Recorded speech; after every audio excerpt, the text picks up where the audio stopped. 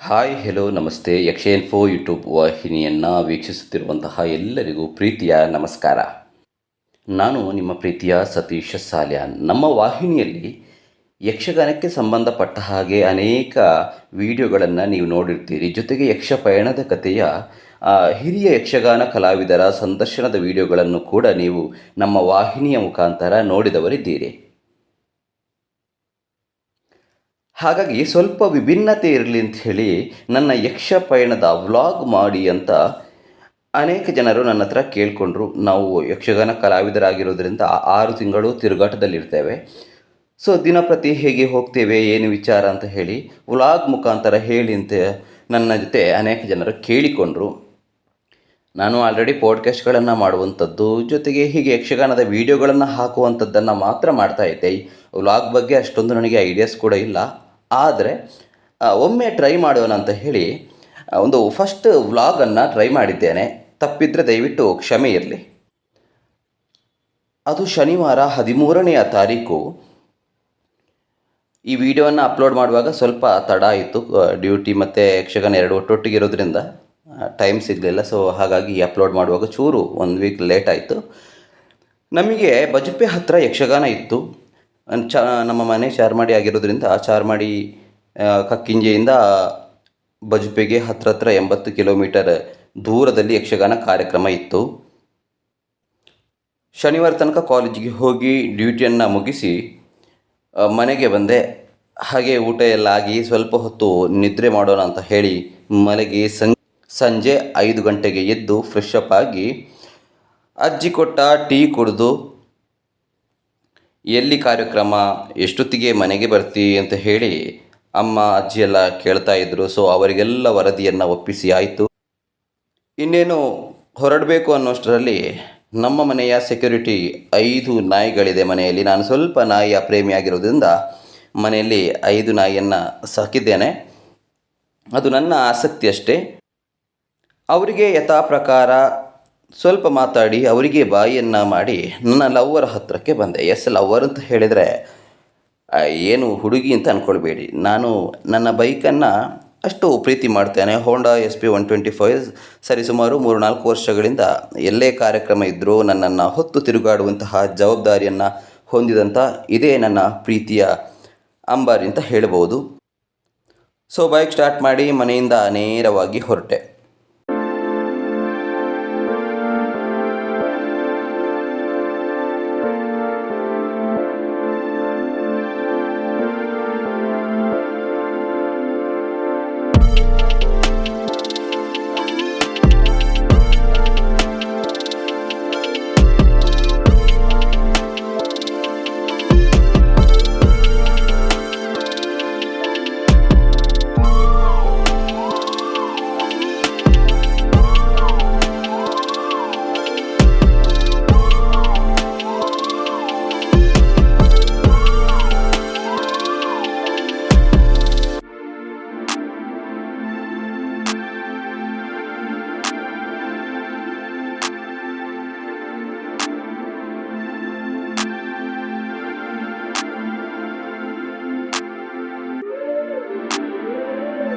ದಾರಿ ಮಧ್ಯದಲ್ಲಿ ನವೀನ್ ಶೆಟ್ಟಿ ಮುಂಡಾಜಿ ಧರ್ಮಸ್ಥಳ ಮೇಳದಲ್ಲಿ ಅನೇಕ ವರ್ಷ ತಿರುಗಾಟ ಮಾಡಿದಂಥವರು ಸದ್ಯ 7-8 ವರ್ಷಗಳಿಂದ ಕಟೀಲು ಮೇಳದಲ್ಲಿ ತಿರುಗಾಟವನ್ನು ಮಾಡ್ತಾ ಇದ್ದಾರೆ. ನಾವಿಬ್ಬರು ಕಟೀಲು 5ನೇ ಮೇಳದಲ್ಲಿ 3-4 ವರ್ಷಗಳಿಂದ ಜೊತೆಯಾಗಿರೋದ್ರಿಂದ ದಿನಂಪ್ರತಿ ಅವರು ನನ್ನ ಜೊತೆಯೇ ಬರುವಂಥದ್ದು. ನಾವು ಹೋಗಿ ಜೊತೆಯಲ್ಲೇ ಬರ್ತೇವೆ. ನಮ್ಮ ದಾರಿ ಮಧ್ಯದಲ್ಲಿ ನಮಗೆ ಜೊತೆಯಾಗ್ತಾರೆ. ಸೊ ಅವರನ್ನು ಪಿಕಪ್ ಮಾಡಿಕೊಂಡು ನವೀನನನ್ನು ಪಿಕಪ್ ಮಾಡಿ ಉಜಿರೆ, ಬೆಳ್ತಂಗಡಿ, ಗುರುವಾಯಣಕೆರೆ, ಕೈಕಂಬ, ಬಜಪೆ ಮಾರ್ಗವಾಗಿ ಫೈನಲಿ ಲೊಕೇಶನ್ಗೆ ರೀಚ್ ಆದ್ವಿ.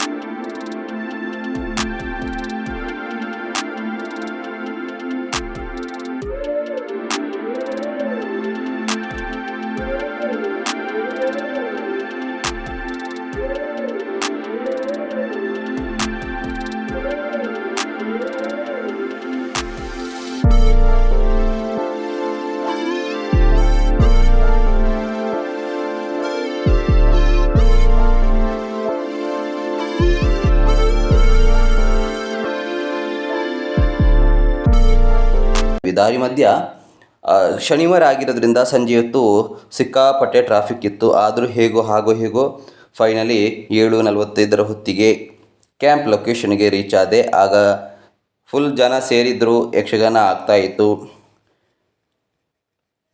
ನಾನು ಯಾವಾಗಲೂ ದೇವಿ ಮಹಾತ್ಮೆ ಪ್ರಸಂಗ ಇರುವಾಗ 7:15 ಅಥವಾ 7:00ವರೆಗೆ ನನ್ನ ಯಕ್ಷ ವೇಷಕ್ಕೆ ನಾನು ಮೇಕಪ್ಗೆ ಕೂತ್ಕೊಳ್ತೇನೆ. ಬಟ್ ಮೊನ್ನೆ ಶನಿವಾರ ಆಗಿರೋದ್ರಿಂದ ಸ್ವಲ್ಪ ಟ್ರಾಫಿಕ್ ಸಮಸ್ಯೆಯಿಂದ 1/4 ಗಂಟೆ ಮೇಕಪ್ಗೆ ಕೂರುವಂತಹ ಹೊತ್ತಲ್ಲಿ ಲೇಟ್ ಆಯಿತು. ಸೊ ಬೇಗ ಮೇಕಪ್ಪನ್ನೆಲ್ಲ ಮಾಡಿ ಫೈನಲಿ ನನ್ನ ವೇಷ ಹೀಗೋ ಮಾಡಿ ನನ್ನ ಸರದಿ ಬರುವಾಗ ಹೋಗಿ ನನ್ನ ಪಾತ್ರವನ್ನು ಮುಗಿಸಿ ಬಂದು ಸ್ವಲ್ಪ ಆಯಾಸ ಆಗಿತ್ತು. ವಿಶ್ರಾಂತಿಯನ್ನು ಪರಿಹರಿಸಲಿಕ್ಕೆ ಚೌಕಿಯಲ್ಲಿ ಕೂತು ಸ್ವಲ್ಪ ರೆಸ್ಟ್ ಮಾಡಿದೆ. ದೇವಿ ಮಹಾತ್ಮೆಯಲ್ಲಿ ನಮಗೊಂದು 2 ವೇಷ ಇರೋದ್ರಿಂದ ಯಕ್ಷ ಆದ ನಂತರ ದೇವಿ ಪ್ರತ್ಯಕ್ಷದವರೆಗೂ, ಅಂದರೆ ದೇವೇಂದ್ರನ ಜೊತೆ ದೇವೇಂದ್ರನ ಬಲ ಅನ್ನುವಂಥದ್ದು ಇರ್ತದೆ. ಸೊ ಅದನ್ನು ಮಾಡಬೇಕಾಗ್ತದೆ. 10:15 10:30 ಹೊತ್ತಿಗೆ ನನ್ನ 2 ವೇಷಗಳು ಕೂಡ ಮುಕ್ತಾಯಗೊಳ್ತದೆ. ಅದಾದ ನಂತರ ಮೇಕಪ್ ಎಲ್ಲ ತೆಗೆದು ಚೌಕಿಯಲ್ಲಿ ಸ್ವಲ್ಪ ಹರಟೆಯನ್ನು ಮಾಡಿ ಯಥಾ ಪ್ರಕಾರವಾಗಿ ಚೌಕಿಯಲ್ಲಿ ಫ್ರೀ ಇರುವಂತಹ ಟೈಮಲ್ಲಿ ನಾವೆಲ್ಲ ಒಂದೇ ಕುಟುಂಬದ ಹಾಗೆ ಇರುವಂಥವರು. ಸೊ ಹಾಗಾಗಿ ಚೌಕಿಯಲ್ಲಿ ಸ್ವಲ್ಪ ಹರಟೆಯನ್ನು ಹೊಡೆದು ಹೀಗೋ 12:00ವರೆಗೆ ಯಕ್ಷಗಾನಕ್ಕೆ ಮಂಗಳವನ್ನು ಹಾಡ್ತಾರೆ. ಸೊ 12:00ವರೆಗೆ ಅಲ್ಲಿಂದ ನೇರವಾಗಿ ಬೈಕ್ ಸ್ಟಾರ್ಟ್ ಮಾಡಿ ನಮ್ಮ ಬಜ್ಪೆಯಿಂದ ಪುನಃ ಚಾರ್ಮಾಡಿಗೆ ನಮ್ಮ ಪ್ರಯಾಣವನ್ನು ಬೆಳೆಸಿದ್ದೇವೆ. ಹೋಗುವಾಗ ಸದ್ದು ಗದ್ದಲಗಳಿಂದ ಕೂಡಿರುವಂತಹ ರಸ್ತೆ ಪೇಟೆಗಳು, ಬರುವಾಗ ನಿಶಬ್ದ ಆವರಿಸಿದ ಹಾಗೆ ಎಲ್ಲೆಲ್ಲೂ ಮೌನವೇ ತುಂಬಿ ಹೋಗಿತ್ತು. ಬರುವಾಗ ಅಷ್ಟೇನೂ ಡಿಸ್ಟರ್ಬ್ ಆಗಲಿಲ್ಲ. ಆದರೆ ಕಳೆದ 1 ವಾರದಿಂದ ವಿಪರೀತ ಚಳಿ ಇರೋದರಿಂದ ಸ್ವಲ್ಪ ಚಳಿಯಲ್ಲಿ ನಡುಕ ಕೂಡ ಉಂಟಾಯಿತು. ಹೀಗೋ ಫೈನಲಿ ಗುರೇಣಕೆರೆ, ಬೆಳ್ತಂಗಡಿ, ಉಚಿರೆ ಮಾರ್ಗವಾಗಿ ನವೀನ್ ಶೆಟ್ಟಿ ಮುಂಡಾಜಿಯವರನ್ನು ಸೋಮಂತರ್ಕದಲ್ಲಿ ಅವರನ್ನು ಬಿಟ್ಟೆ. ಸೊ ಅವರ ಬೈಕನ್ನು ಅಲ್ಲಿ ಇಡ್ತಾರೆ. ಅಲ್ಲಿಂದ ನಮ್ಮ ಮನೆಗೆ ಪುನಃ 4-5 ಕಿಲೋಮೀಟರ್ ದೂರ ಇರೋದ್ರಿಂದ ನೇರವಾಗಿ ನಮ್ಮ ಮನೆಗೆ ಬಂದೆ. ಮನೆಯ ಹತ್ತಿರ ಬರುವಷ್ಟು ಹೊತ್ತರಲ್ಲಿ ನನ್ನ ಮನೆಗೆ ರೀಚ್ ಆಗುವಾಗ ಯಾವಾಗಲೂ 2:15 2:30 ಆಗ್ತದೆ. ಆದರೆ ಮೊನ್ನೆ ದಿನ ಸ್ವಲ್ಪ ದೂರ ಆಗಿರೋದ್ರಿಂದ 2:45 ಬೆಳಗಿನ ಜಾವ 2:45 ಮನೆಯನ್ನು ರೀಚ್ ಆದೆ.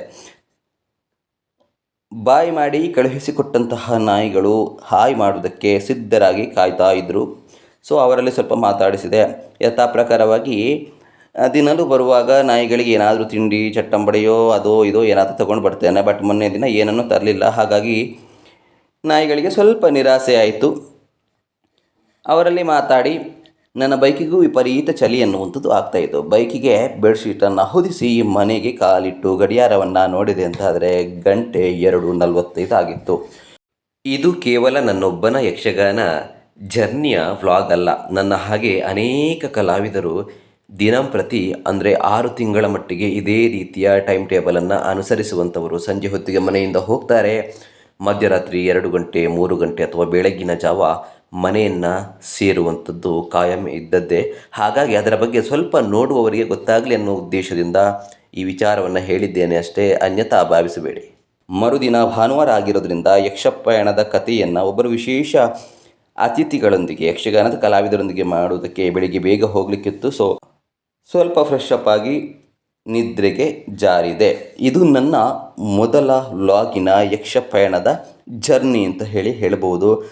ಅನೇಕ ಮಿಸ್ಟೇಕ್ಸ್ಗಳಿರ್ಬೋದು. ಫಸ್ಟ್ ಟೈಮ್ ಮಾಡಿರುವಂಥ ವ್ಲಾಗ್ ಆಗಿರೋದ್ರಿಂದ ಏನಾದರೂ ತಪ್ಪಿದರೆ ಕ್ಷಮೆ ಇರಲಿ.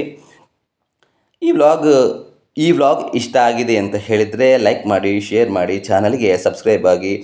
ಇನ್ನೂ ಒಳ್ಳೆಯ ವಿಡಿಯೋಗಳನ್ನು, ಯಕ್ಷಪಯಣದ ಕಥೆಯ ವಿಡಿಯೋಗಳನ್ನು, ಅನೇಕ ಕಲಾವಿದರ ಪರಿಚಯವನ್ನು ನಿಮ್ಮ ಮುಂದೆ ತರುವಂಥ ಪ್ರಯತ್ನವನ್ನು ಮಾಡ್ತೇನೆ. ಓಕೆ, ಟೇಕ್ ಕೇರ್, ಬಾಯ್ ಅಂತ ಹೇಳುತ್ತಾ ಮುಂದಿನ ಬಾರಿ ಮತ್ತೊಂದು ವ್ಲಾಗಿನೊಂದಿಗೆ ಸಿಗ್ತೇನೆ ಅಥವಾ ಮತ್ತೊಂದು ಯಕ್ಷಪಯಣದ ಕಥೆಯೊಂದಿಗೆ ನಿಮ್ಮ ಮುಂದೆ ಜೊತೆಯಾಗ್ತೇನೆ. ಟೇಕ್ ಕೇರ್, ಬಾಯ್.